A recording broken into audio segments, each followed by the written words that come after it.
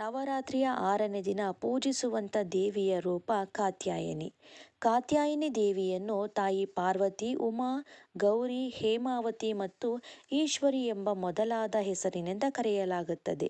ಈ ಕಾತ್ಯಾಯನಿಯು ಪಾರ್ವತಿಯ ಸಾಕ್ಷಾತ್ ಅವತಾರವಾಗಿದ್ದು, ಕೈಯಲ್ಲಿ ಖಡ್ಗ ಮತ್ತು ಕಮಲವನ್ನು ಹಿಡಿದಿರುತ್ತಾಳೆ.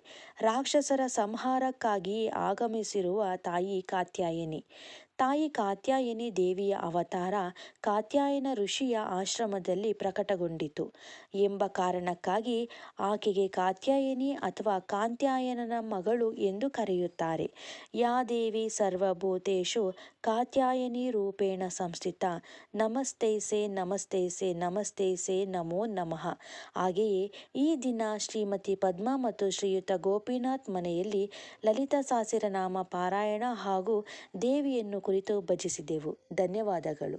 ಹಾಗೆಯೇ ಈ ದಿನವು ಪದ್ಮಾರವರ ಮನೆಯಲ್ಲಿ ಭಜನೆಯನ್ನು ಮುಗಿಸಿಕೊಂಡು ಕಲ್ಲಳ್ಳಿ ಗ್ರಾಮದಲ್ಲಿರುವ ಮಾವುರದಮ್ಮನ ದೇವಸ್ಥಾನದಲ್ಲಿ ನಮ್ಮ ಶ್ರೀರಾಮ ಭಜನೆ ಮಂಡಳಿಯ ಸದಸ್ಯರೆಲ್ಲರೂ ಒಟ್ಟುಗೂಡಿ ಲಲಿತಾ ಸಹಸ್ರನಾಮ ಪಾರಾಯಣ ಮಾಡುತ್ತಾ ಹಾಗೆ ಮಾವುರದಮ್ಮನನ್ನು ಕುರಿತು ಕೆಲವು ಹಾಡುಗಳ ಮುಖಾಂತರ ಅವಳನ್ನು ಭಜಿಸಿದೆವು.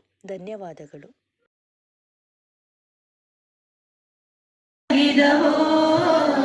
ತಾಯಿ ಮಾವುರದಮ್ಮನ ಪೂಜೆಗೆಂದು ಬಾಳೆ ಬಾಗಿದವು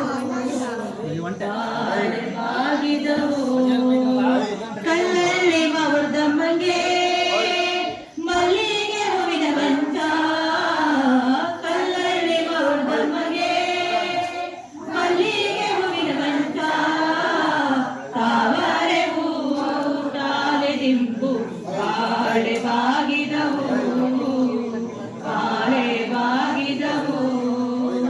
ತಿಂಗಳು ಬೆಳಗಿದವೋ ರಂಗೋಲಿ ಬೆಳಗಿದವೋ, ತಿಂಗಳು ಬೆಳಗಿದವೋ ರಂಗೋಲಿ ಬೆಳಗಿದವೋ, ತಾಯಿ ಮಾವುರದಮ್ಮನ ಪೂಜೆಗೆಂದು ಬಾಳೆ ಬಾಗಿದವೋ ಬಾಳೆ ಬಾಗಿದವೋ.